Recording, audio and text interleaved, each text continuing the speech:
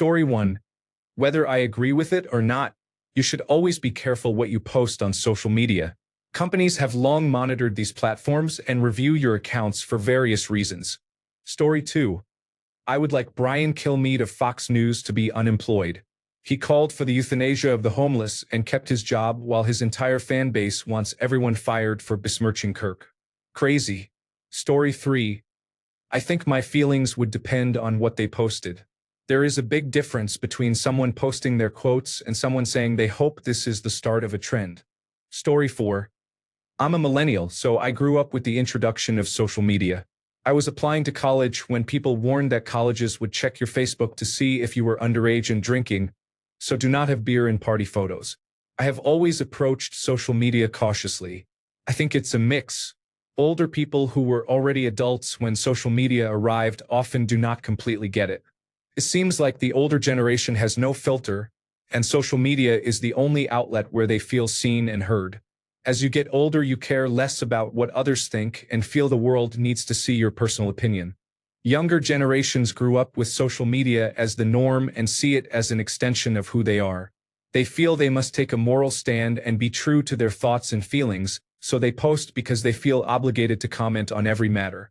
That is not to say there are not plenty of millennials who do the same, but as a trend it is how I see it. No one is absolved of responsibility for what they say online. You should act as if what you say online might be read back to you in a courtroom. If you praise the brutal murder of someone you disagree with, do not be shocked if you get fired. If you call for civil war against people with different views and you get fired, that is on you. It goes both ways. Everyone should try to be better. The division is disheartening to see. I honestly think people's mental health would be much better if we were less online, but this is the world we live in. Story 5. I think people should lose their jobs if they post about wanting to start a war with the left. Story 6. I can understand businesses not wanting to employ people who bring them bad press, but some of it has been ridiculous, like being fired merely for sharing quotes of things he said. The whitewashing of his legacy has been insane. The ironic thing is that Kirk himself joked about the assault of Nancy Pelosi's husband, spread conspiracy theories after the Hortmans and their dog were assassinated, and called for Joe Biden to be executed. Story 7. I am shocked that people use their real names on accounts where they post anything political. Story 8. I am not from the United States, but I think it is common sense not to take a strong political stance on social media. Companies dislike that. Story 9. People lost their jobs for mocking George Floyd, so this can happen. Story 10. I think calls for violence are always wrong regardless of which side. Story 11. I despise cancel culture whether the left or the right does it. Story 12. Freedom of speech, but not freedom from consequences. Story 13. If they actually posted something like I am glad he is dead. I am just upset I did not think about killing him first, then yes, firing is fair game. But if all they posted was I personally disagree with Charlie Kirk's views, then no, firing is not okay. Story 14. I think anything short of openly celebrating it should be tolerated. Cancel culture is harmful on both sides, but celebrating or worse yet endorsing or encouraging murder is more serious than, say, making a racist joke, and plenty of people have been fired for that. Story 15. I understand it from a corporate reputation perspective, but I would like to know how many people were fired for posting heinous content about the Biden administration, transgender people, or conspiracy theories, and for showing up to the office with obvious references like "Let's go Brandon" or something similar. It is all freedom of speech, but private companies are not the government. Release the Epstein documents. Story 16. It depends. If you are the public relations representative for the Panthers, the spokesperson for Joe Burrow's program, or a presenter at MSNBC, originally a collaboration between Microsoft and the National Broadcasting Company, then yes, because you are representing a brand and making them look bad and causing them to lose money. If you only said something minor, probably not. If you celebrated, yes. The teacher who forced his fifth graders to watch it on repeat and told his students he deserved it should probably get jail time. Honestly, that is sick. Story 17. I mean, don't be an idiot and post that stuff online on an account with your real name and job title. Story 18.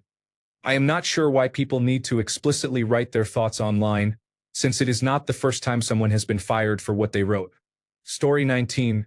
Obviously, Picard is superior, but Kirk should not be disrespected because he laid the foundation. Oh, sorry, wrong Kirk? Story 20. Criticizing a public figure's politics should always be fair game. Celebrating their murder should not. Story 21. People can be fired for making racist remarks.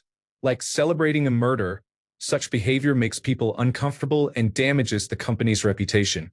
If you owned a company and an employee was alienating part of your customer base, what would you do? Story 22. It depends on the circumstances. I have no issue with an employee expressing anti-Kirk or pro-Kirk sentiment. However, if an employee publicly celebrated or advocated violence and murder based simply on another person's political or religious beliefs, I would be seriously worried for the safety of my other employees and would happily show them the door. The rule of law is vital to a healthy, functioning society. We are in severe danger of losing our humanity if we accept silencing dissenting opinions through violence as an acceptable outcome. If you provoke others, you will find out the consequences. Story 23. Why would anyone post content that is against Kirk? He is the most popular captain in Star Trek. Story 24. From an outsider's perspective, it is clear that the extremes on both sides do not want free speech, cannot articulate their own emotions, and are consumed by hate and an us versus them mentality. I fully expect more political violence. The United States government is literally covering up for pedophiles. Considering that the entire United States population has not taken to the streets, it seems many people are fine with it. The entire world has watched the American dream be completely dismantled. The country is now an oligarchy at best and is on its way to becoming a fascist dictatorship at worst. Story 25. I am not a conservative or a supporter of Charlie Kirk, but I support employers exercising their right to fire people who celebrate murder. As an employee, you represent your employer. If you do not represent that employer in a positive way, an employer is justified in terminating your employment. Many will ask, what about freedom of speech?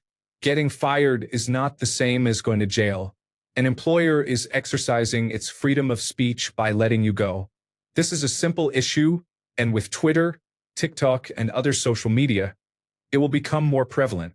Story 26. Employers in the private sector can probably get away with it if they choose. Government firing employees for this would trigger First Amendment violation lawsuits. Meanwhile, Brian Kilmeade still has his job. That asinine fool should have been kicked to the curb the day he suggested murdering homeless people. We have roughly 30,000 homeless veterans in the United States. Was he going to make exceptions for them, or just throw them onto the trash pile with the rest of them? Action T4. Anyone? Story 27.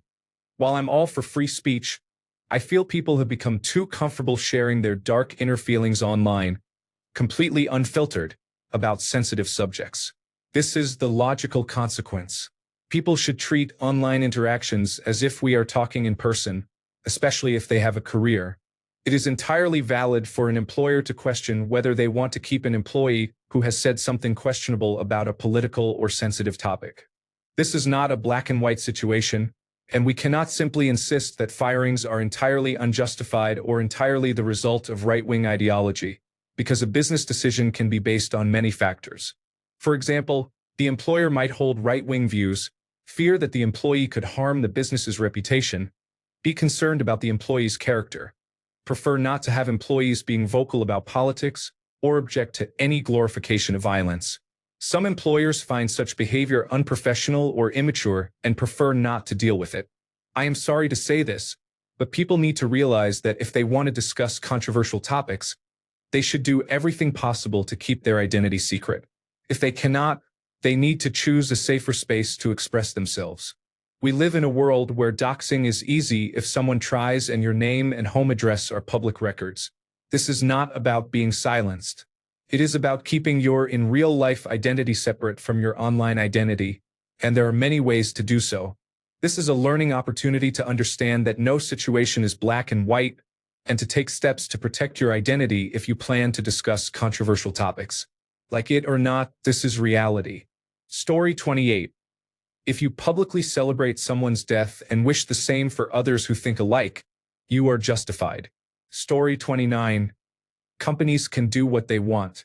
When the government tells me I can or cannot criticize what I want, that's where I have a problem. Story 30. Political opinions have cost people jobs and, if you go far enough back, lives. This isn't a new concept. Story 31. Anti-Kirk is a loose definition. I have many issues with his views. I do not support most of his values and positions. However, I would not find his death satisfying or worthy of celebration. Story 32. Regardless of who was brutally murdered, if I see someone openly ecstatic about it, I would want to keep my distance. If I owned a business, especially one that requires trust, that person would be a liability and I would not have them in my workplace. Posting ghoulish excitement on social media demonstrates poor impulse control and bad judgment. Story 33. I think it's a little gross how people are practically canonizing Kirk as if he were important. Story 34. It's crazy that a guy on Fox News said to force euthanasia on homeless people who refused government funding, and yet someone in the media was fired for quoting Chris Rock. The standard is not the same. A Fox News anchor said, "Just kill them." Story 35. It would be extremely uncomfortable to discover that someone you worked with thought it was acceptable to murder you because you do not agree with them. Story 36. People are not losing their jobs for posting anti-Kirk content. They are losing their jobs for praising murder, as if it were a good solution for dealing with people who have different political opinions. Posting pro-murder content about anyone results in the same outcome. This is not about Kirk. It is about promoting murder. Story 37. It makes sense in a technology oligarchy that social media outrage determines your employment. Story 38. Some of the anti-Kirk content was just people quoting Charlie Kirk. Story 39. Anti-Kirk comments are acceptable, but if I employed someone who celebrated or mocked his murder on social media and they were identifiable, I would dismiss them. Story 40. Freedom of speech is not freedom from consequences. People need to remember that. Story 41. Purely private political disagreements should not be grounds for dismissal. However, when public expression of opinions becomes harassing, incites violence, or seriously harms the company's core interests, dismissal becomes more justifiable. Story 42. I'll say the same thing I said about the Gina Carano situation. If you are an average, everyday person, you should not be fired for things said online. Other than threats of violence, what you say or do outside of work should have nothing to do with your employment. Clearly, previous actions outside of work had no bearing on your performance, so why is content posted online suddenly a problem? If you are your product, you use your face or voice as your brand, then it is fair for whoever hired you to drop you. When you use your identity to sell products and make money, but then say something negative, you negatively affect the sales of those products. Why are people so ready to give companies powers that only a government should have, or powers that should not exist at all? Story 43. America should stop lecturing anyone else on free speech immediately. Story 44. It entirely depends on what they posted. If they posted Kirk's own words that include a call to violence or support for shootings, then the company they work for clearly has a duty to keep its other employees safe. Story 45. Nobody is forced to post online. Regardless of your opinion, everyone can keep it to themselves.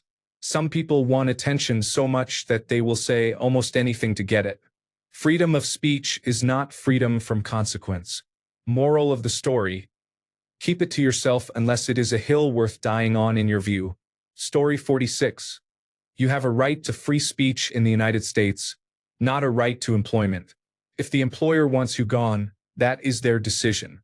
Story 47. It depends on the job and what they said.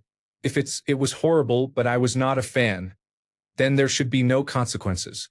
If it's I'm glad he's dead and it's a good start, then you should have known there would be consequences. Story 48. I also want to say that Brian Kilmeade is a vile person and should be fired for threatening to kill homeless people. That kind of violent rhetoric is how people get killed. Story 49. Comments opposing Kirk and those that gleefully celebrate his death are two very different things. Story 50. Celebrating murder is bad. Not mourning is not bad. Encouraging political violence is bad. Directly quoting the deceased to make a point is not bad. Story 51. People have lost their jobs for posting Kirk's actual content. It is even worse that he is being deified. His own words are regarded as too negative to be posted shortly after his death when they come from someone else. Story 52. I don't like it. But when conservatives were being banned from social media and claimed freedom of speech, many people said that freedom of speech protects you from government action, not from consequences imposed by private businesses or by the public. We can't have it both ways. Now the federal government coming after people is an entirely different matter. Story 53. I hate the right as much as the next person, but this is not particularly upsetting. Assassination and murder are wrong. Cheering or otherwise supporting such violence and cruelty is wrong. Whether you feel it was deserved, it is completely understandable that a company, business, or workplace would want nothing to do with someone who promotes that kind of rhetoric. We have freedom of speech, but not freedom from consequence. By hiring someone who approves of those extreme actions, you lose consumer confidence and public trust, and you add someone potentially dangerous to the job site. We saw the brutality live and in high resolution. It was horrific. Very few people deserve a public and gruesome execution. Charlie, a person who made content and debated others but did not directly affect policy beyond sharing his thoughts, did not deserve that. If people accepted that rhetoric, that was their responsibility. The overall harm he caused was limited. He held no office and had no policy influence. He was just someone with an opinion, however wrong it was. Story 54. If someone posts content celebrating another person's murder and their employer finds out, the employer has the right to fire them. Anything you post online should be something your employer would not object to. Story 55. They are not simply firing people who celebrate Kirk's murder. They are firing people who criticize him or even quote him. They want absolute control over public discourse and will not tolerate speech they dislike, even if it is lawful or rational. Yet Donald Trump retweeted a video mocking the attack on Nancy Pelosi's husband a couple of weeks ago. Story 56. My question is, where is the line? If someone is clearly mocking or making fun of his death, that may be understandable. A company can fire someone if their behavior is detrimental to the business. But what if someone simply says they do not like Kirk and their boss objects? Now imagine someone saying they hate National Football League football. That is offensive to some people. Are we firing people over that? I took my child to an airplane museum this weekend and posted pictures of us.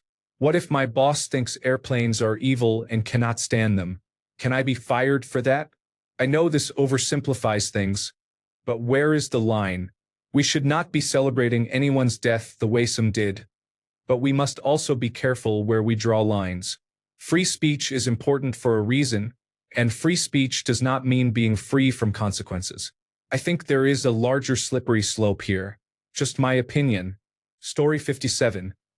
Everyone at the White Men Fight Back rally needs to lose their jobs too. What on earth was that? Story 58. Private companies have the right to do what they choose and to hire employees whose values align with theirs. Story 59. Statements akin to murder and political violence are wrong, but Charlie Kirk was not a great guy and we should not pretend otherwise. Just because he was killed should not get anyone in trouble. Some of my more radical friends have said things like, I am glad someone killed Charlie Kirk.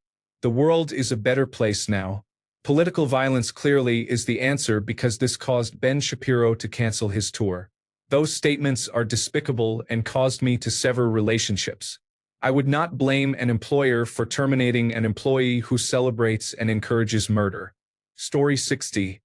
It depends on what it was.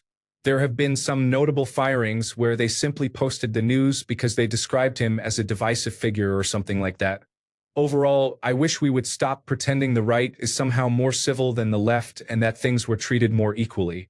When right-wing people celebrated the attack that killed the Hortmans, the attack on Pelosi's husband, and so on, nobody was like, this means war. Yet when people simply quote Charlie Kirk's own words in response to his death, they are getting attacked for it. I will be happy if each and every one of those people who started immediately saying it means war with the left, before anybody had even been apprehended, gets fired. That would make sense. Look how hypocritical it is that when Brian Thompson was killed, The left and right were like, all right then, don't care, evil bastard died.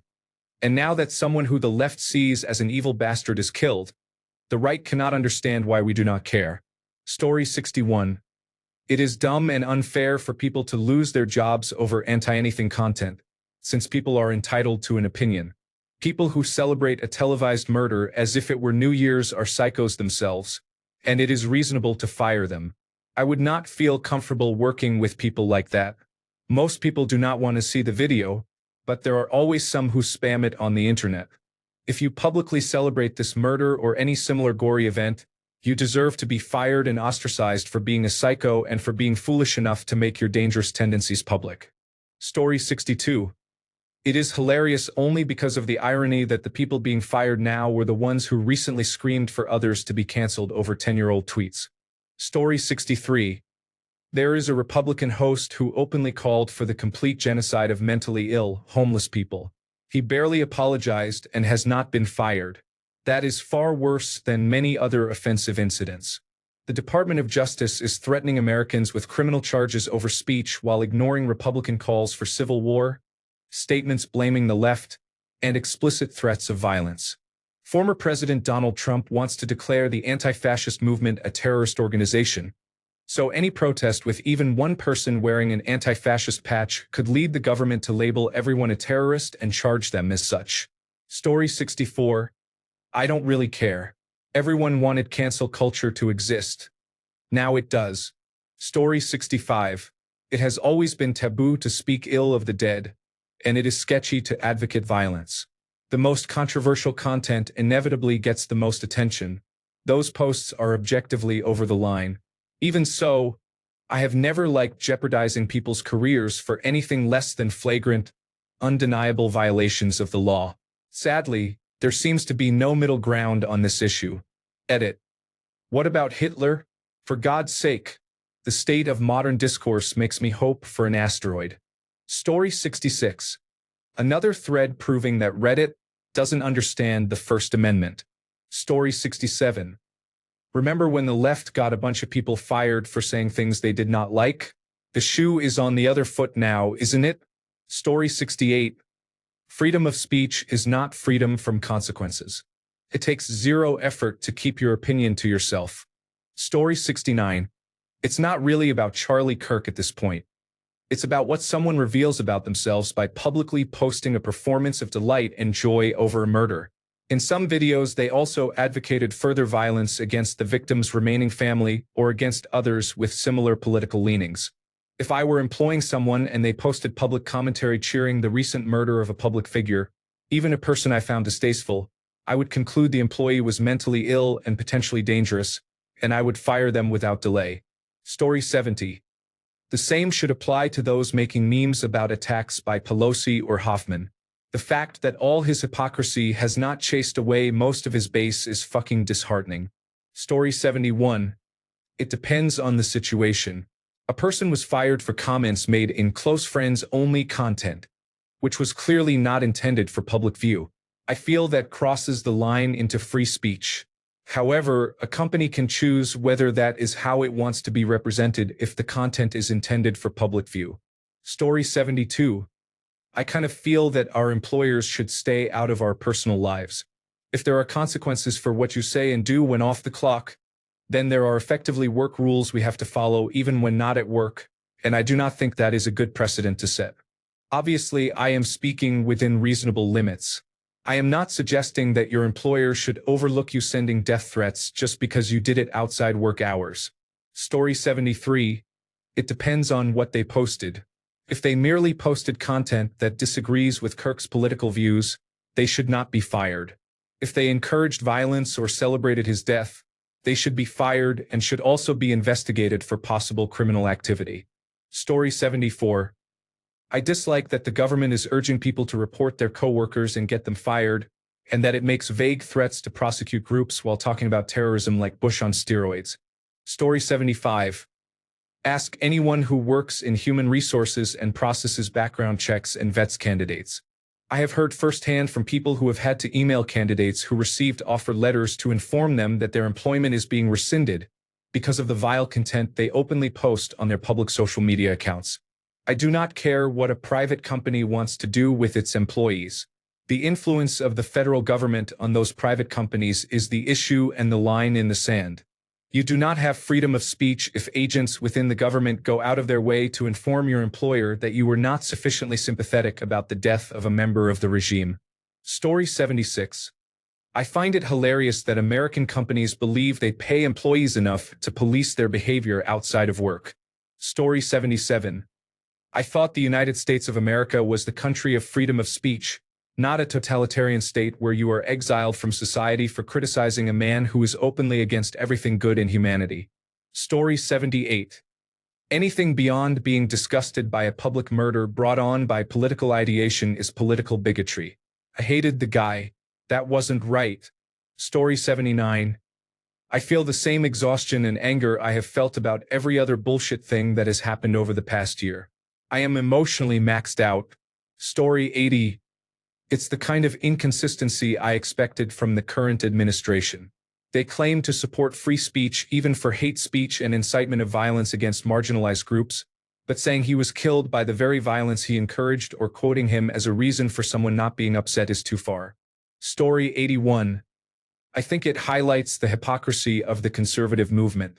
Their actions often contradict their stated beliefs. It becomes clear there is little more to them than stupidity and hatred. They use cancel culture to police free speech. There is a certain irony to it, much like the irony surrounding Kirk's death. Story 82. It is ironic. Charlie Kirk defended freedom of speech, the right to share one's opinion even when it is unpopular. Where should the line be drawn? People are losing jobs for exercising their free speech. What would Charlie say? Story 83. Free speech does not mean freedom from consequences. There is a big difference between opposing a person's views and supporting murder or violence. The point is that even those we disagree with are entitled to their opinions, no matter how wrong they may be. That does not entitle anyone to murder them. We should debate them and try to persuade them. Story 84. Free speech does not mean freedom from consequences. If an employee makes racist comments, I would fire them since it harms my business. Story 85. I think it is one thing if they are just being insensitive, but explicitly celebrating an act of domestic terrorism and cheering on political violence is absolutely grounds for termination. I would never want someone who would advocate violence rather than accept differences of opinion working in the same office as me. Story 86. I think people have the right to express their beliefs. I also think a privately owned company is free to hire people who will maintain the image of their brand and not publicly ostracize portions of their customer base. It is no different from having a dress code, especially if you list your employer on your social media profiles. This requires tact and a small amount of self-control. You do not have to post every thought that comes into your head. It is okay to keep some thoughts private. Story 87. I have never been about that life, but I have also never been one to put all my opinions out there for the whole world to see. Story 88. If the company policies state that such actions are subject to disciplinary action up to and including termination, and the employee agreed to the terms of employment, disciplinary action is warranted. If no policy exists, legal action may be appropriate. Story 89. None, mainly because every major company has a policy around social media. If you are going to be popping off on the line, you should be aware of your company's policy. Wishing ill on your fellow human is not good form. Story 90. Anyone advocating murder, for example by saying that one person is down and someone else should be next, should be fired and prosecuted. People who are simply critical of Kirk should not be. Story 91. I would like a list of companies that have dismissed employees for this so I can avoid them. Story 92.